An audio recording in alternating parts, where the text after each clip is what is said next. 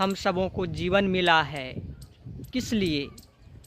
जीवन जीने के लिए। लेकिन हम क्या वास्तविकता में जीवन को जीते हैं? नहीं, जीवन ने ही हमें जी लिया। जीवन जीने में ही जीवन चली जाती है।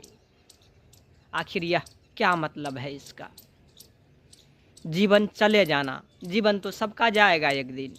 लेकिन यदि ऐसे मानो, कुछ उदाहरण से समझो कि कोई भी वस्तु, हम मान लीजिए आलू खरीदने गए दुकान में, आलू की कीमत 20 रुपये केजी है, हम उसको 40 रुपये केजी खरीद के आ गए, तो क्या हुई? और बेकार गई ना पैसा। लेकिन 20 रुपये ही देते तो तब तो ठीक थी। वही बात है जीवन के साथ। जो श्वासा है हमारा, यदि हम इसका सदुपयोग ना करें, दुरुपयोग करें, तो जीवन मानो व्यर्थ ही चली गई। आप कितनों भी धन कमा लो, कुछ भी कर लो, एक श्वास के भी बराबर नहीं हो सकती है।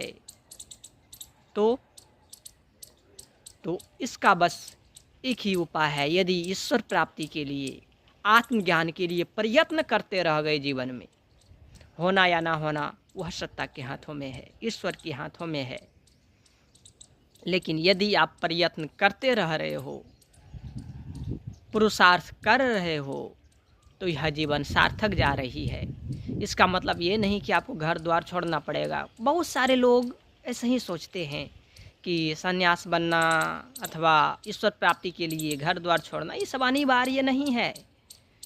अनिवार्य है छोड़ना, लेकिन अंदर से आसक्ति को त्याग देना ही, यही असली सन्यास है।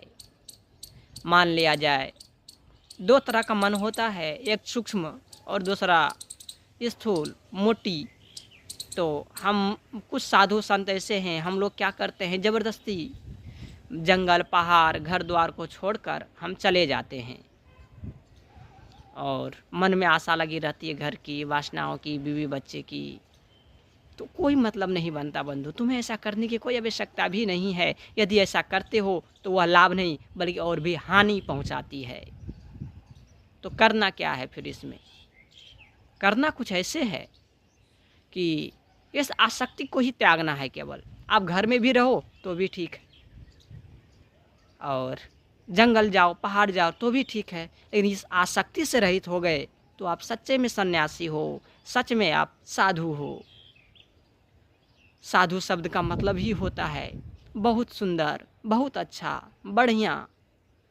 जैसे कोई कहोगे साधु व्यक्ति जा रहा है था, अर्थात अच्छा व्यक्ति जा रहा है। साधु शब्द बहुत प्राचीन शब्द है, यहीं से ये चीज़ वहीं से निकला था। और अब तो साधु लोग भेषधारी बाबाओं को समझ लेते हैं। लेकिन यहाँ सावधान रहने की भी आवश्यकता है, क्योंकि हर चीज़ में मिलावट हो चुकी है, अध्यात्म में भी मिलावट हो चुकी है।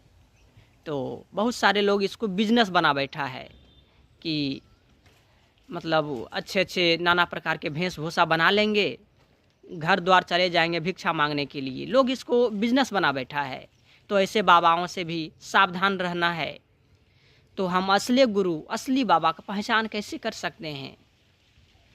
इसका भी कुछ तर्क है, लेकिन ये सब अनुभव में ही आएगा। बाहरी से कुछ ऐसे समझेंगे आप जिनकी वाणियों में नम्रता हो, अथवा नम्रता तो और भी लोगों की वाणी में हो जाती है, उसके पास आपके हर प्रश्नों का उत्तर होगा। आध्यात्मिक जितने भी प्रश्न होंगे, जितने भी समस्या होगी, उसके पास होगी, हर समस्या का समाधान होगा। दूसरी बात कि आप उसके सामने जाएंगे तो आपको एक अलग ही ऊर्जा महसूस होगी। आपका मन अपने आप उसके सामने जाने मात्र से ही सुकून, शांति, शांत होने लगेगा, महसूस करने लगेगी सुकून को। तो ये सारी चीज़ बाहरी है। उसके पास अधिक लोभ नहीं होगा, धन की आसक्ति नहीं होगी।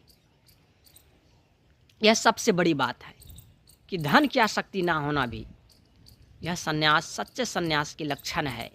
अब गृहस्थ में है तो थोड़ा बहुत चलेगा, अन्यथा विरक्त में है तो उसे केवल एक पेट का भोजन चाहिए, दूसरा कुछ नहीं।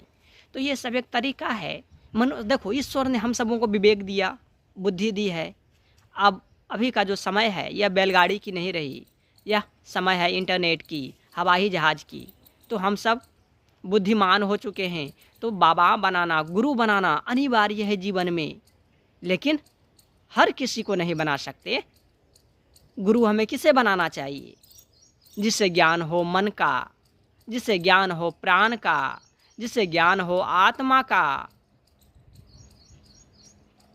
ऐसे व्यक्ति को, ऐसे गुरु को हमें अपना गुरु बनाना चाहिए। जय श्री कृष्ण।